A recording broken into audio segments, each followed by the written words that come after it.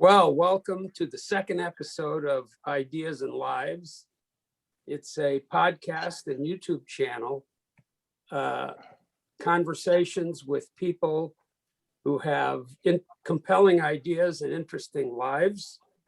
And I'm Bob Lerman, co-host, social policy economist with Steve Bodie, Bob's friend and co-host. and financial economist. You can find us on anchor.fm and the YouTube channel Ideas and Lives. Today is Tuesday, March 30th, and our guest is academic and business entrepreneur Leonard Hausman. We call him Lenny. He's an old friend of the two of us, and we're delighted to have you today, Lenny, and welcome. Good, thank you. I'm very, very happy to be here with the two of you, longtime friends and colleagues, and people from whom I've learned a lot, to be serious. Okay, but it should be said, for the record, that Lenny and I both went to Brooklyn Technical High School at the same time. Wow. But we didn't know each other back then. Didn't know each other, right? Well, we'll come to the life story a bit later, Okay. but I want to start out with some ideas Mhm. relating to, Lenny, your view of what's going on in the two areas that you seem to have gotten into quite a bit. One is the Middle East, and the other is China. Right. So let's start with your view. We've got a lot of contentious discussion and debate about what the US should do about China. Probably there's some Chinese debate as well. Mhm. What's your perspective on that relationship and how it's evolved? Wait, let me just give a tiny introduction in that Lenny is not just a thought leader, he's also a man of action. So he's been involved in trying to bring together the warring parties in the Middle East for many, many years. That's correct. And I think it's fair to say, without being modest, that I've been able to do my work because I've been able to work with really outstanding people in the Boston area at 4 universities, maybe 5. And what I've been able to do, and I didn't anticipate this, I didn't look to do it, was find colleagues who had very interesting ideas, some of which I thought merited development, okay? I think that my originality, if there's any, comes from taking the ideas of others and figuring out how best to implement them, okay? So I think that my track record on China, on the Middle East, and maybe on some things domestic, like working on employee benefits, really have come from superb colleagues. I'm not kidding, okay? And I'll illustrate that. So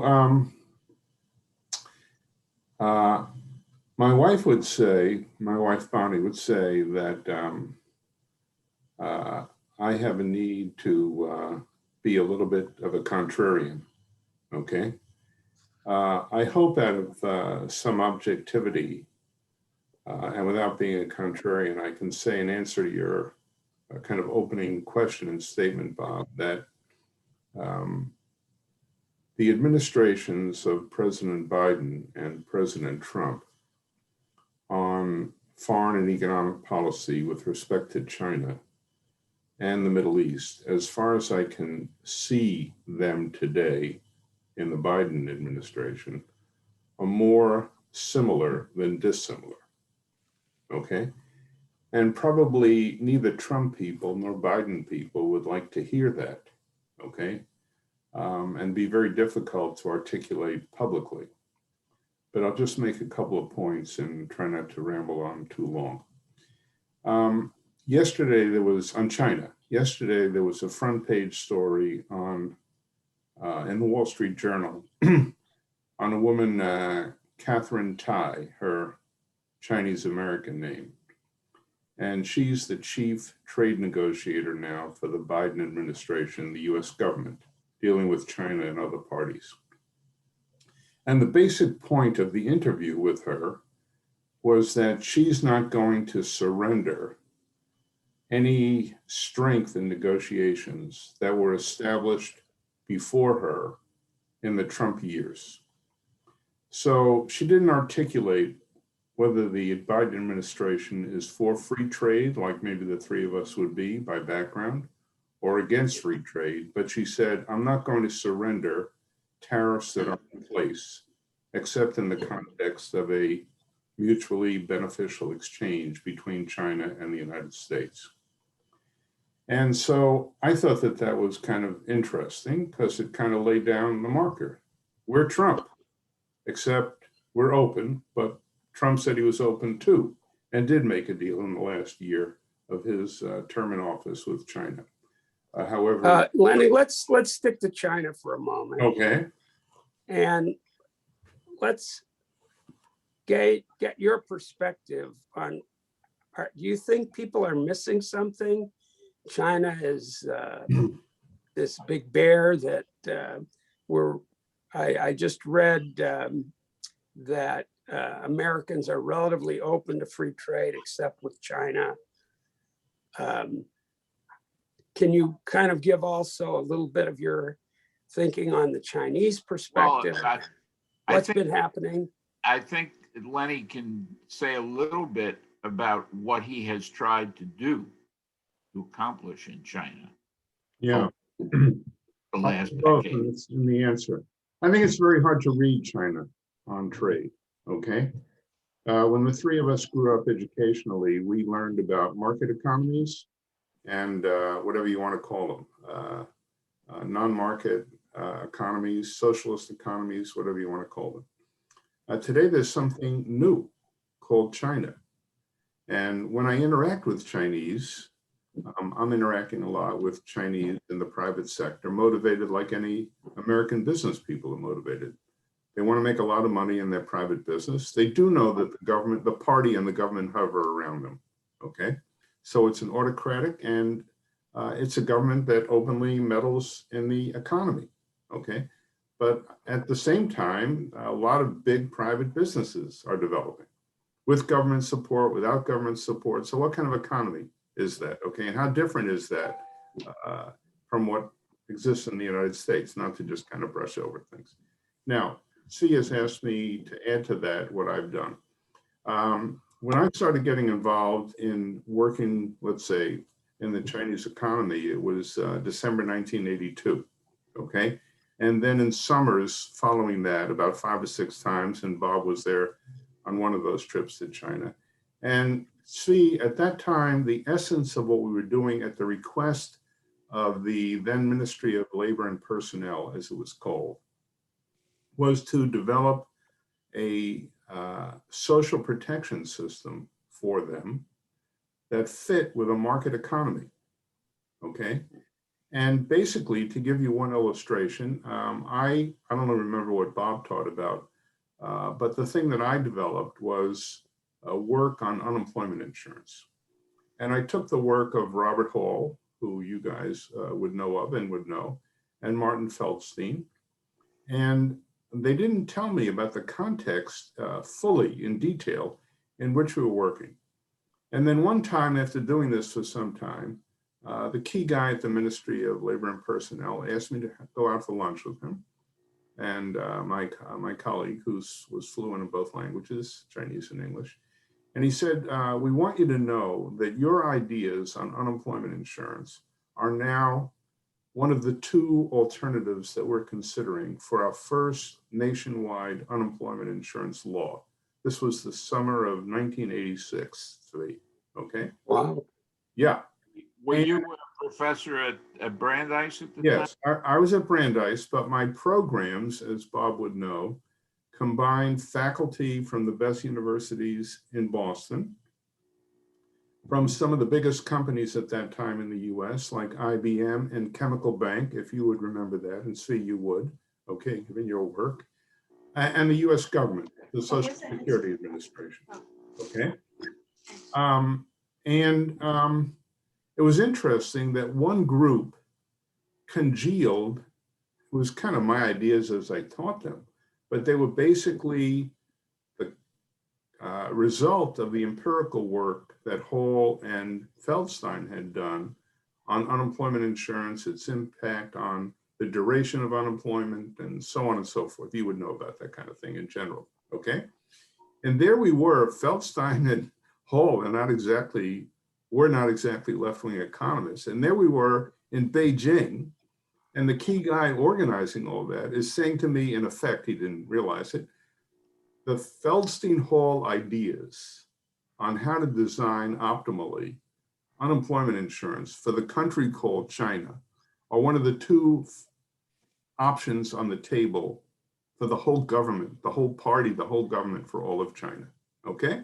Did they adopt any aspects of it? Yes, they adopted a compromise. They were basically debating the key kind of variable at the time, or the key parameter was the duration of unemployment insurance. Should it be 16, 24, or 52, something like that? And they fought it out internally, verbally, and they decided to make it some kind of a mix on that parameter and others, okay? So what I saw then, in other situations, but that really illustrates it because you asked me about what I did, was that they were really trying to develop a functioning market economy with social protection that supported a private economy, that didn't undermine it, okay?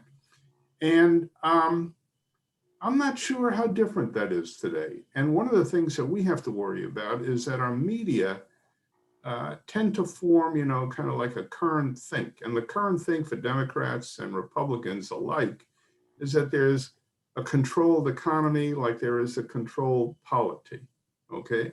And it's a communist economy, and so on and so forth. And I'm not sure that, you know, when they interact, for example, I had a Zoom meeting today, okay, with a woman who's connected at the highest levels in China, and my Korean American colleague, my partner. And she's saying to us that a private for-profit, fully not connected to the government, investment fund, SVI, wants to go into different areas of healthcare.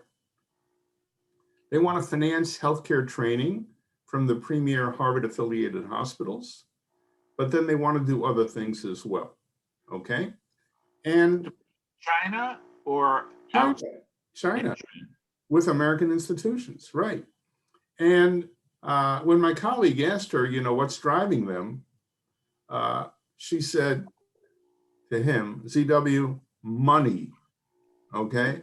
They want to maximize profit on the funds that they have in that fund, and they think that the health sector and this particular kind of thing in the health sector is the way to go. And he asked again and again, and it was always the same thing, money, ZW. Whose money is it? Who does it belong to? Oh, I don't know the source of the funds, but it seemed like, I don't know where they got the funds, but they didn't mention government as an investor in the fund.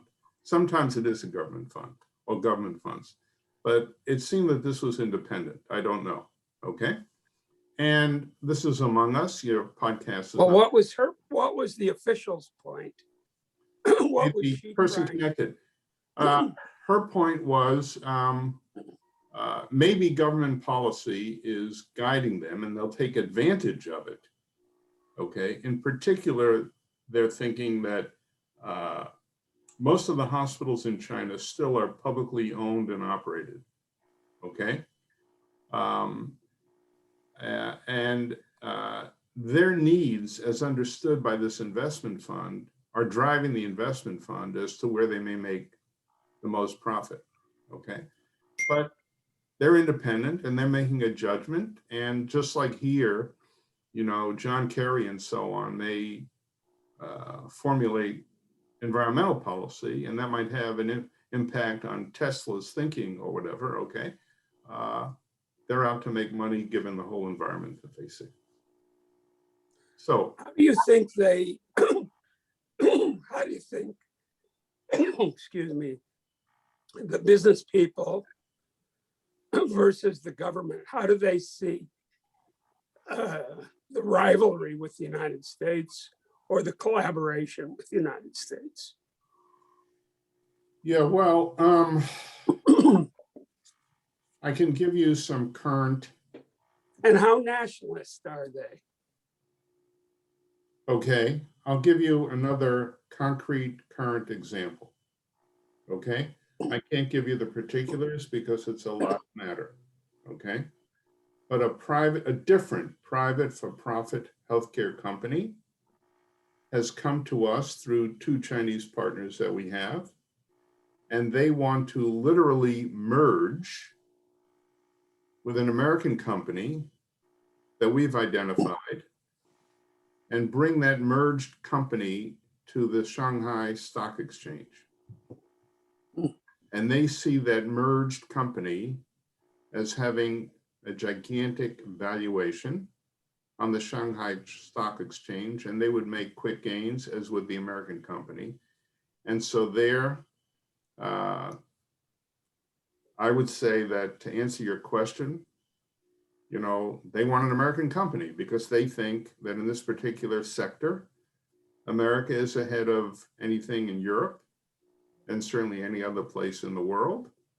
And they want to maximize their valuation on the Shanghai Stock Exchange. Now, is this a company that invests in healthcare enterprises or operates an operating company that delivers healthcare services? I can say this, the latter, okay? They deliver information to their clientele, which is a very large number of hospitals in China, okay? And they would deliver information maybe that some American companies would have and maybe some Chinese companies wouldn't have.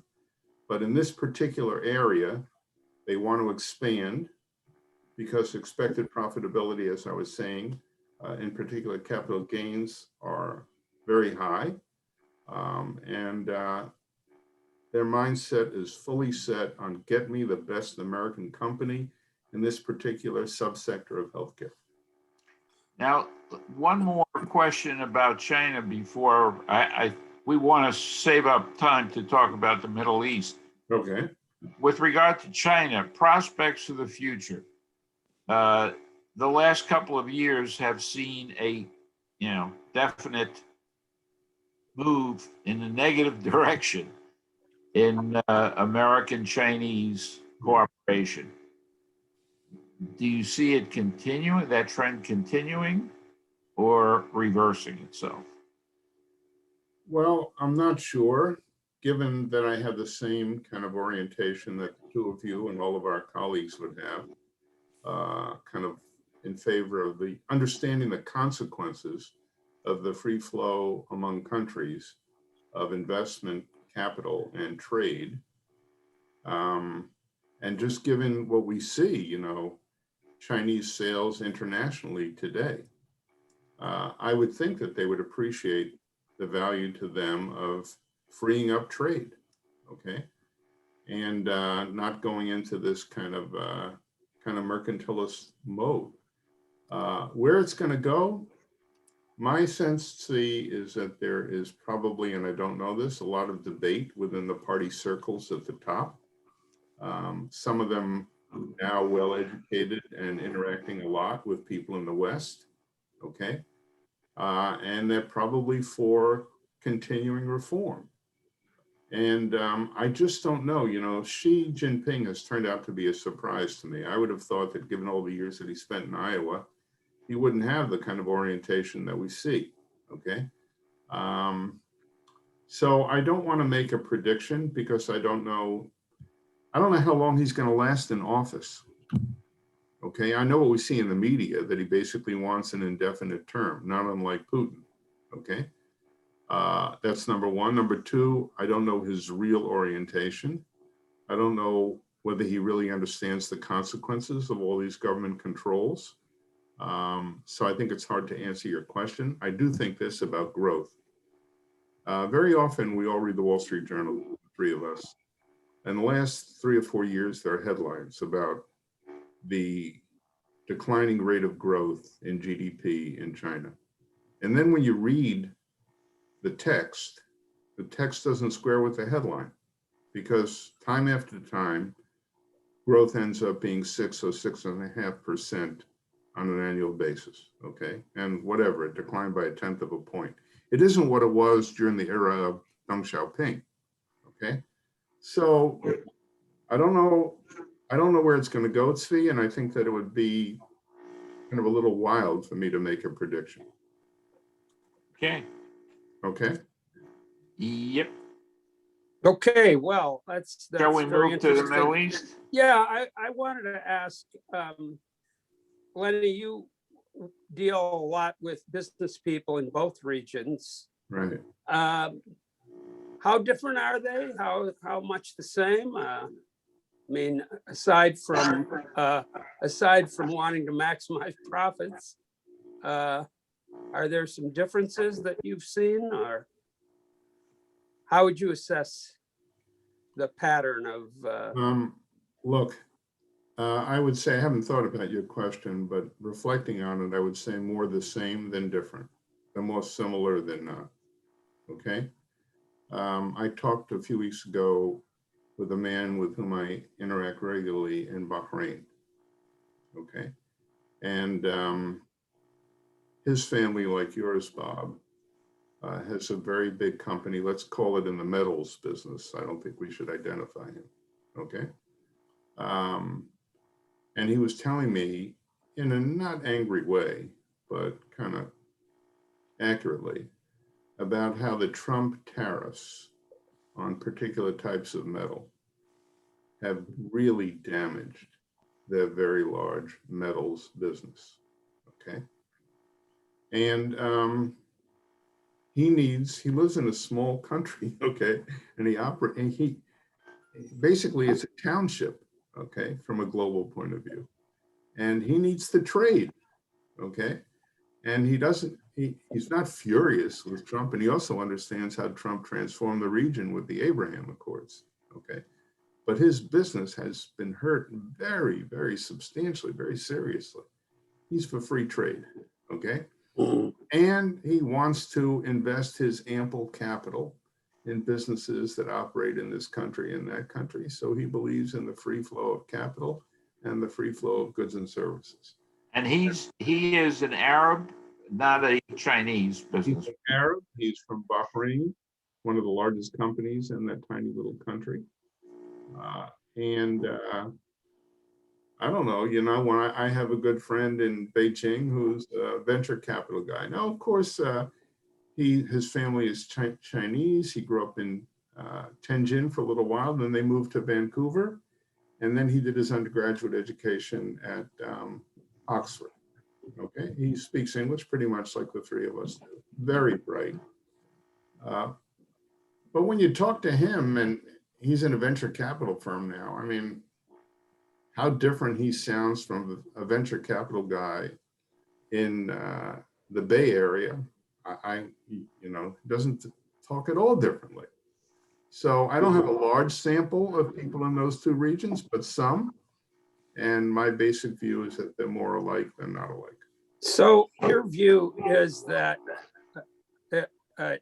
your view is that actually the ideas of trade, of the free flow of investment, the people who engage in those activities understand each other, want a broad global understanding, perhaps in a more elaborate way than people who feel that they're pursuing peace and international relations.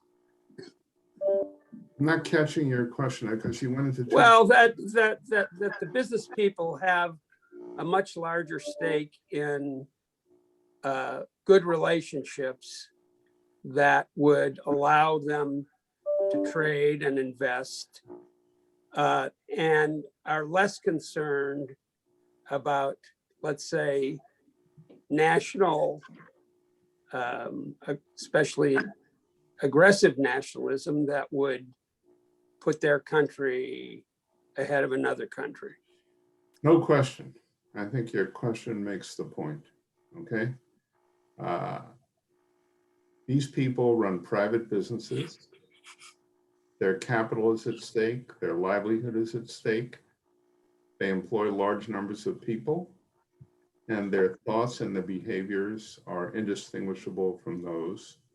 And I think that, with the people, among the people that I deal with in the Middle East and China, they're more like Milton Friedman than Bernie Sanders. Okay.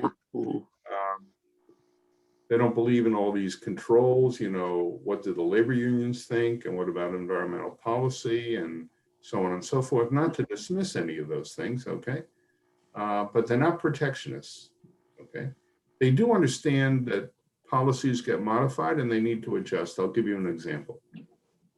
The pandemic has made them in the Gulf think that they need to grow more of their food domestically and import less of it, okay? And the governments are changing policy accordingly, and they'll adapt to that. But basically, when you talk to a businessman in Saudi Arabia, the UAE, China, South Korea, Taiwan, you're talking to the same person. Whatever. And is that why, let's say, you, Leonard Hausman, who sort of has some very positive views of Israel, were able to interact with people, or did it come out of the Middle East centers that you built at Brandeis and Harvard, which we'll come to? Let's set the stage. I mean, we haven't really talked about the Israeli Arab Palestinian problem in the Middle East, which is not a factor in China at all. So from your perspective, how is that conflict? See, obviously, some of these businessmen, if not all of them, are willing to do business with Israel. It's more than that, Svi. I learned by accident, okay, starting in 1993, 94, that the Arab businessmen in the Gulf and in Egypt wanted at that time, 26, 27 years ago, to have their countries move forward economically and not be mired in the conventional, even at that point, political disputes in the region, okay? A late deputy dean at the Harvard Business School, Walter Salmon, had the idea following the first Middle East comprehensively regional economic and business conference in Morocco. I think it was 94. Said, let's do the next version of that in Cambridge, Mass. Okay.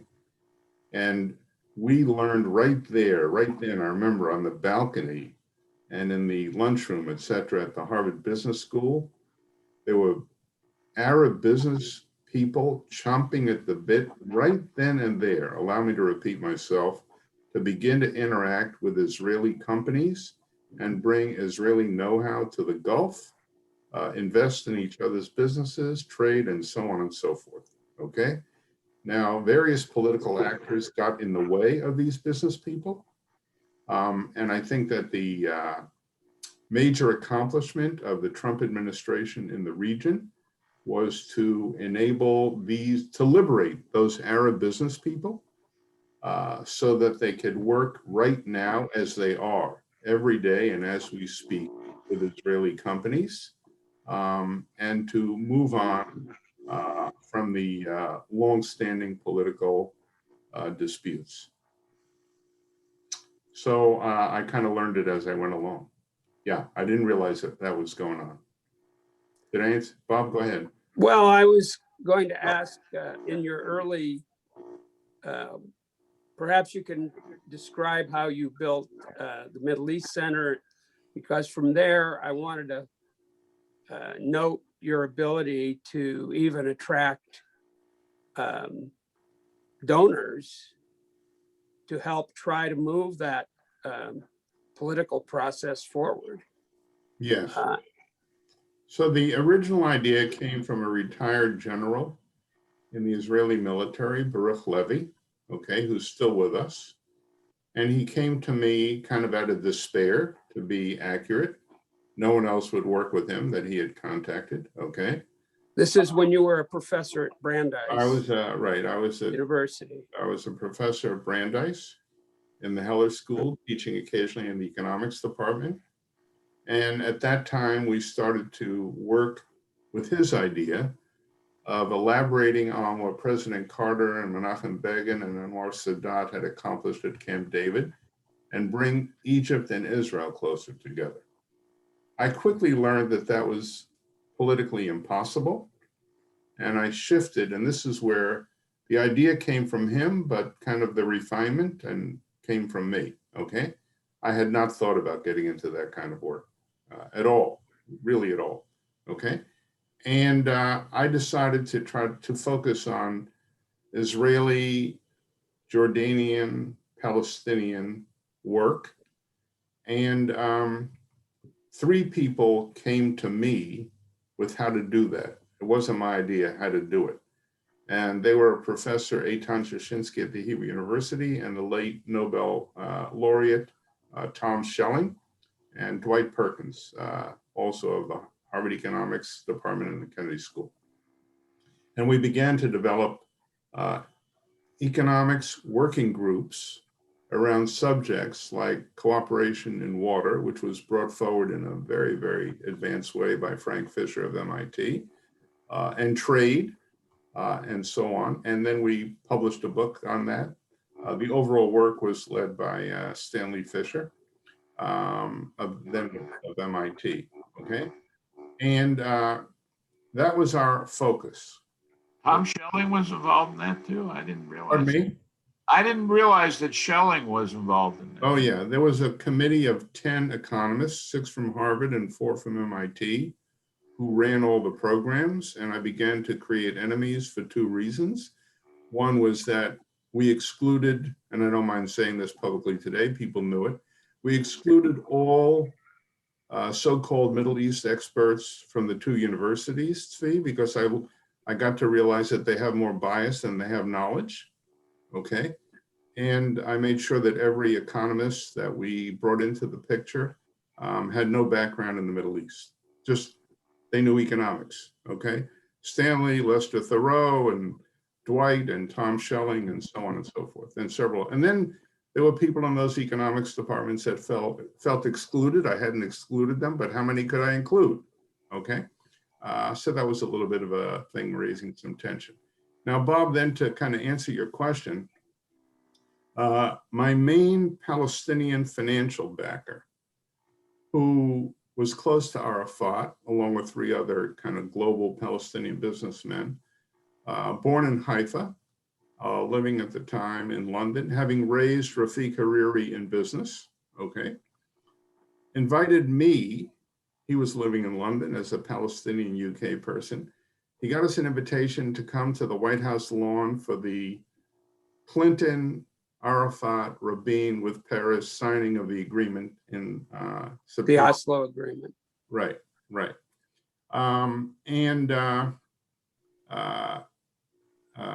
That's another story you almost got me onto. And sitting there, I got the idea, okay, you know, now progress has been made on this Israeli, Palestinian, also Jordanian front, okay? It was time to go to the Gulf, okay? And that's exactly what I said to myself, sitting there on the lawn, go to the Gulf, okay?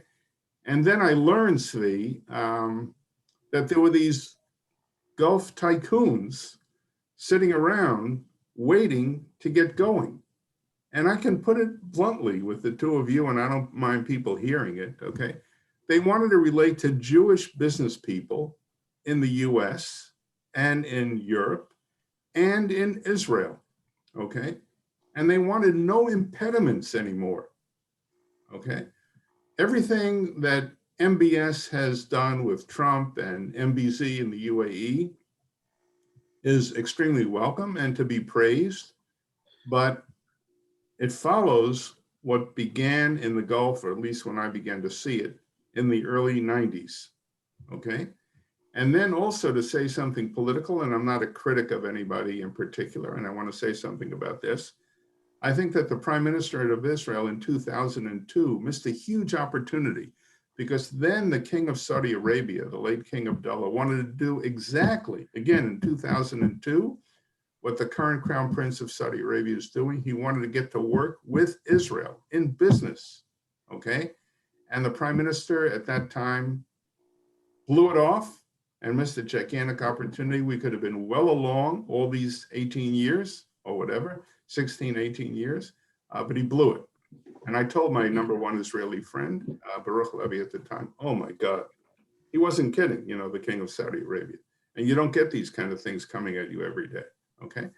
So there were a lot of missed opportunities. And, you know, just on the way to here, I'm gonna say something about myself. But more importantly, not about myself. Tzvi, what I learned in my early years was not only of doing that work, was not only about the true underlying attitudes of business people, Palestinian, Jordanian, Gulf, that's what I've been talking about. I learned about the fact that the Israeli prime ministers, and I'm gonna name them, okay? Shamir, in consecutive order, okay?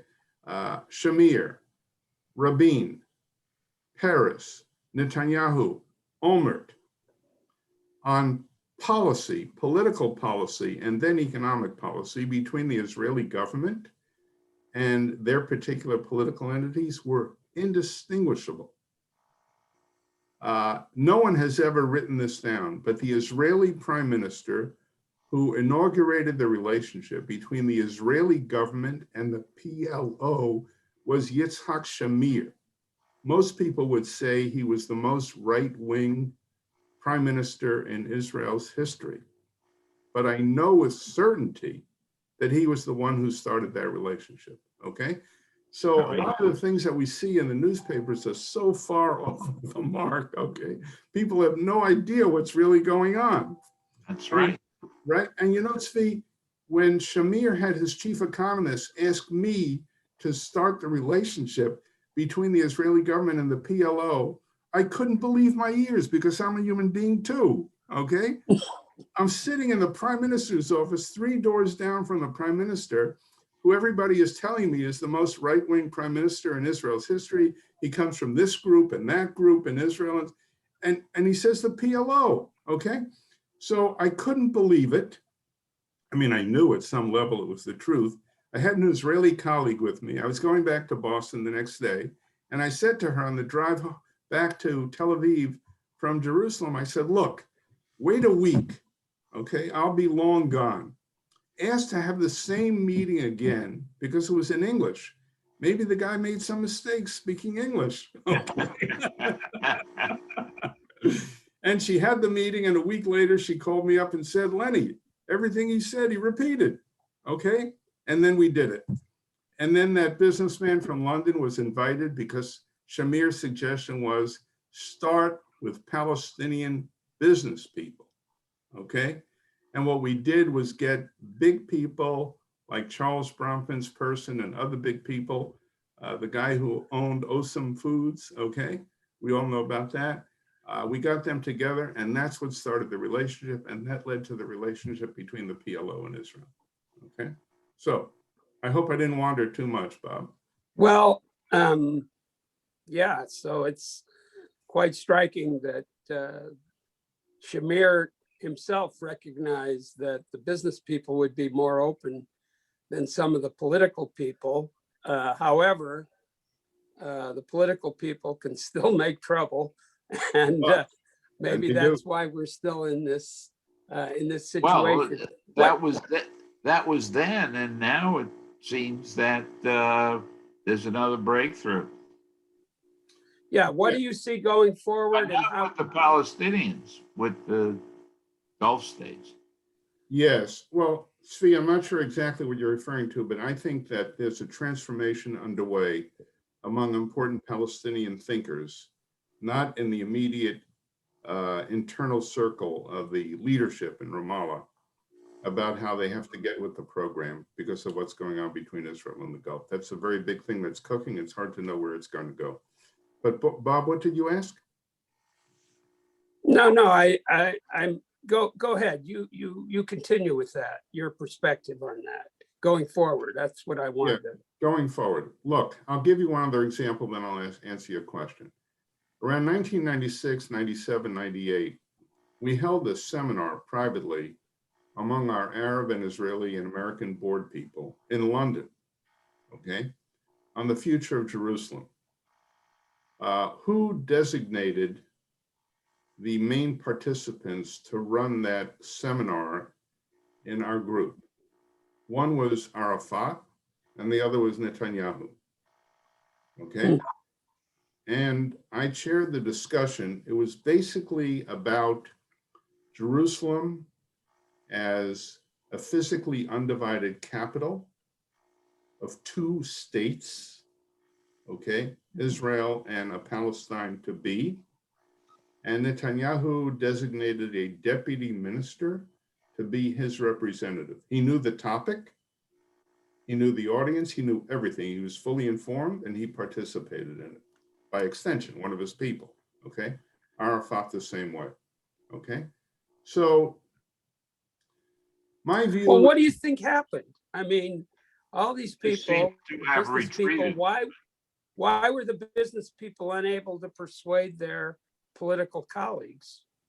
I think that the biggest mystery of all, Bob, which no one seems to address with all that's written, is why did Arafat refuse the offer in December 2000, coming from Bill Clinton, December 2000, January 2001, representing Ehud Barak, the Israeli prime minister at that time, with 45 billion US dollars in aid flowing to a new state of Palestine over a 5-year period. Why did Arafat reject that offer? Incidentally, the public presentation of that offer was totally misrepresented, I want to say this publicly and clearly, by Robert Malley, Malley, in an op-ed in the New York Times. And I know that he was misrepresenting what happened among Clinton and Barak and Arafat, because I was told by a member of the immediate closest advisory group to Arafat that what came out publicly was not the case. Arafat turned down the proposal. He did it unilaterally. He went from the White House to the airport, in this man's view, to avoid going back to his delegation, who wanted to accept the Clinton-Barak offer, okay? And with all of the academics and with all of the journalists that we have in the world, no one has ever written an article about why Arafat said no, okay? And then subsequently why other Palestinian leaders, Abbas, who at that time seemed to be annoyed with Arafat for saying no. But when he became prime minister or president, whatever, president was his title, he did the same thing. So I think now, so the answer to your question is that the Palestinian businessmen somehow couldn't overcome the political— I don't know the story there. I've never, they couldn't overcome Arafat's opposition. Arafat in 1996 reignited or had the first intifada. Why did he do that? Okay. He had the agreement that Clinton had signed with him and Rabin. Okay. Things were going forward. They were on their way to statehood. Okay. And then all of a sudden he had to start blowing up Israeli buses. Why? And why did the world and why doesn't the world ever investigate why that went on? And why today are the Palestinian business people, who are not interviewed, basically, so frustrated with the Palestinian political leadership, okay? Why is that? And what goes on? Is it that Iran controls Hamas? Or what? I'm not sophisticated on those matters. It's all guesswork because no one really looks into it. Sorry. Well, let's turn, these are very interesting topics, but this series is called We've got 10 Ideas and, minutes to go. What? We've got 10 minutes to go. Okay. yeah, this series is about ideas and lives. Right. And we want to take you through your career from, Right. Well, I would say, Your life.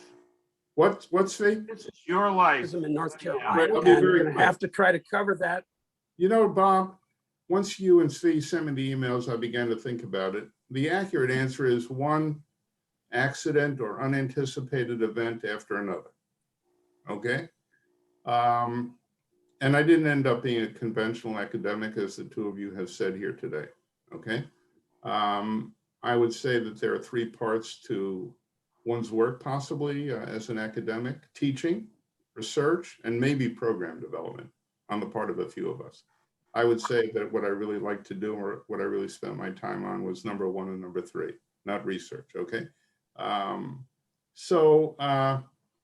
I got into civil rights work in the spring of 1963 because an education department professor at Queens College, who I only knew casually because I never took a course in education per se, asked me to head up a project to provide in Prince Edward County, Virginia, the first school for the Black kids, which had been closed on them in 1959.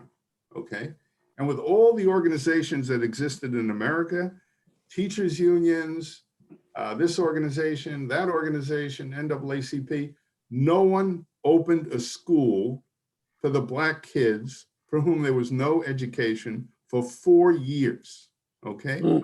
And a bunch of 21-year-old kids from Queens College did it at the suggestion of two education department professors. Okay. Were they white or black, the education department professors? One was white and the other was Black. Okay. And both just had their heads screwed on right. And they were saying to themselves, how do we get these kids back into school? Okay. With Dick Gregory, we raised the money and financed the program and took no compensation and did it. That led to further civil rights work, also accidental on my part when I was teaching in NC State. And here's where the world is so off. I was considered a left-wing person in the economics department at NC State. I was involved in civil rights activities, supported almost unanimously by people who got their PhDs in Milton Friedman and George Stigler's economics department at the University of Chicago, okay? Because they were serious about supporting free speech, even when it was civil rights speech, okay? Without bothering you with the detail, that got me to Brandeis somehow. It's a long, not too long a story, but we don't need to dwell on it here. And then I just got into teaching and government funding. And then, Svi, you might be interested in this. In 1980, when Ronald Reagan was elected, I realized, oh my God, I had done all my work with government funding, like so many of us had done, right? And I said to myself, you better figure out how to raise private money. You have all these people hanging around, working for you, with you, and so on and so forth. And that's when I started getting into raising money privately. And then one person came to me on the Middle East. And then in my tennis club locker room, someone came to me on China, okay? And then I started working on raising money privately, this way, that way, and so on. And that led to the network that I developed. That's the basis for all of my business work today, okay? And then let's see, April 1st, 1988, the then president of Brandeis, the late Evelyn Handler, decided that our Middle East program shouldn't be at Brandeis. And what was the great reason that she didn't think it should be at Brandeis and shouldn't take money from the Catholic Church, $1 million, okay? At that time, a lot of money. She said I hadn't listened to her, on something, okay? So she closed the program at Brandeis with the unanimous support of the Board of Trustees at Brandeis. And 2 weeks later, two very, very prominent people in retail food, the late Leo Kahn and the late Irving Rabb, just came to me and said, completely by surprise, I hadn't thought about it, Lenny, do you want to go to Harvard? Okay, and take the Middle East program to Harvard. And then we did that, and we took the China program to MIT, okay? And then people had different ideas. The whole MIT thing was all of Lester Thoreau's idea, okay? Svi, both of you have had your MIT connections. Lester, when he was dean of the Sloan School, really was very interested in globalizing the school in terms of things that they worked on as students, research, and so on and so forth. And he felt that there was a need to develop an East Asia program. And he asked me to come and do that there. And with him, it was a piece of cake to do that. And we did that. So Bob, go ahead, keep going. Oh, it's, You became a roving ambassador for MIT in those years. Yes, that's correct. But I really, again, to be accurate, it was Lester's idea. And I hired a man from China with whom I still work today. And we raised all of the money in Singapore and Taiwan, and then the academic relationships with the 5 top business schools in China, okay? And I can tell you, because this is the way it was, how do we raise $10 million from Singapore for a program at MIT? Lester said, you know, raise a lot of money. So I had been working on my Middle East program with Alexander Haig, former Secretary of State. And I called up his right-hand guy, a wonderful man, still with us, Woody Goldberg. I said, doesn't Secretary Haig have a good relationship with this person and that person in Singapore? He said, yes. I said, well, let's think a little bit about how we can raise money. And Woody called me back a few days later. He said, Lenny, if you arrange a 1-hour meeting for this man, Chin-Bok Chan, I think was his name, with Lester Thoreau in Lester's office at the Sloan School, and that meeting goes well, the Sloan School is going to get a check of a wire transfer of $10 million. I said, Woody, really? Boy, for that, you should get a lot more. Right. I ambled up to Lester's office and I said, Lester, you want $10 million? He said, no. Okay. So did this come to pass? It came to pass within a matter of weeks. Wow. Lester had the meeting went well. Lester was great in such meetings. $10 million arrived and a whole program was developed between Singapore and the Sloan School. And then I knew a woman here in Newton, and she had a friend also in Newton who had a big connection in Taipei. And we basically did the same thing, but a little bit, basically the same thing, a little bit different with Taiwan. And out of that, Lester's idea, this woman's connection, a little bit of management, MIT got over $150 million over the years. wow. Not bad. Yeah, right. And that basically got MIT, not the Sloan School. Lester was different in another way. First of all, it was his idea, only his idea, okay? His idea only. When he got the money, he said, I'm not going to take it only for the Sloan School. Let's build MIT, okay? And listen to the people in particular from Taiwan and what they really wanted to do and which departments at MIT most suited them as partners. And he spread that money all around, okay? And that built up MIT in East Asia. Wow. Yeah. Then someone else wrote a book at MIT about how he did it. The book is totally fanciful. It was published. Is that right? Oh, totally. Complete fans. I mean, just complete nonsense. It has The nothing- PR department at MIT? It was what? The PR department at MIT? Oh, I don't need to name the man. He was in the Sloan School, okay? And he didn't like the idea that Lester and I and my colleague from China did it.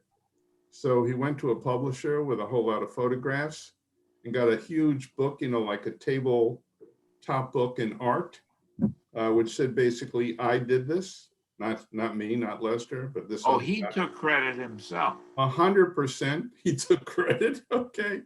But Unbelievable. it was 100% Lester's thought. And then he, This wasn't Donald Trump, was it? the guy would say his politics are different, but the same kind of narcissism, Wow. okay? Did- And I remember being at an event at MIT where the book was rolled out and everybody was given a copy of the book, a very expensive book. I mean, it was totally inaccurate. What did Lester think about all that? Lester, I think that by the time the book was published, Lester was deceased. Okay, so it was very. Oh, so this is fairly recent then. No, quite recent. Well, but it was after Lester's death, and you know, I sat there with relatives of Lester in total disbelief, and no one at MIT in any way raised the question about the accuracy of the Wow. book. Maybe they didn't know. Well, we're glad I you're don't know. able to correct the record for our listeners. And That's it. maybe We're gonna straighten this out for everyone. we'll straighten it out. I have no problem with that. He deserves the credit. Okay. Well, Lenny, there are so many more things that we could talk about. You're a great conversationalist. Wonderful examples of how things have happened over the years. Right. And I think we'll have to do it again I have because no our problem. listeners will probably be eager to find out the next chapter in what's going on with Leonard Hausman Enterprises. Right. And Well, I thank the two of you for the attention that you've bestowed upon me. And I think that the most important thing to think about is that, you know, maybe things don't happen the way they're portrayed. They're portrayed to suit people's ways of thinking as opposed to the ways that things really unfold. And I think it probably is healthy for us all to think about how our thinking is inaccurate. Okay. well, thanks very much, Lenny. They say there's no such thing as a book of nonfiction. Wonderful. Good one, sweetie. Yep. That's a very good one. Thank you. Thank you both. All right, Okay. thanks very much. Okay, take care. Bye-bye. Bye.